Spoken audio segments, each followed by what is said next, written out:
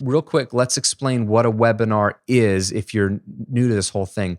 You could, let's say, have a online course that you've developed. It could be a weight loss course. It could be a photography course. Whatever it is you want to sell, webinars are a way to drive a lot more sales quickly through a live training. They are a great tool to convert prospects into buyers, and they historically work really well. Think of a webinar primarily from your audience's perspective. I know you want to sell product. That's the reason you're using it. But I want you to think about it from your audience's perspective. Why would they even attend? Why would they even come to your webinar? And it starts, here's key number one. You ready? A profitable webinar needs a great promise. Needs a great promise. Why should I come to your webinar? If you are, let's say, in the fitness industry and your webinar is going to teach me how to lose weight and get in shape for the summer, don't have a webinar titled free training on how to lose weight and get shape for the summer. That's boring. Give me a specific promise so I know exactly what the webinar is about, what kind of results I can expect to achieve if I come to the webinar,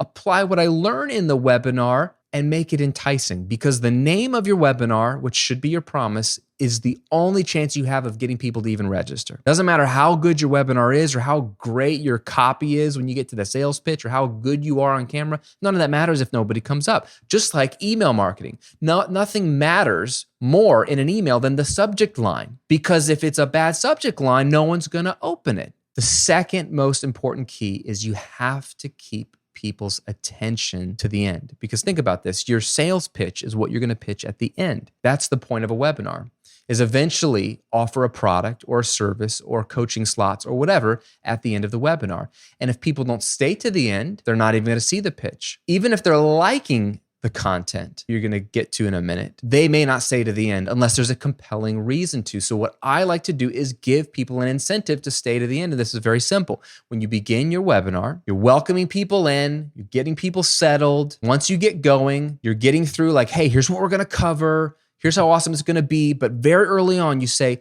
if you stay to the end, I want to give you a gift. And this is where you already have a specific bonus that you've cooked up that you're going to offer them if they stay to the end. This can be a bonus guide. This could be a bonus video. This could be anything you can imagine.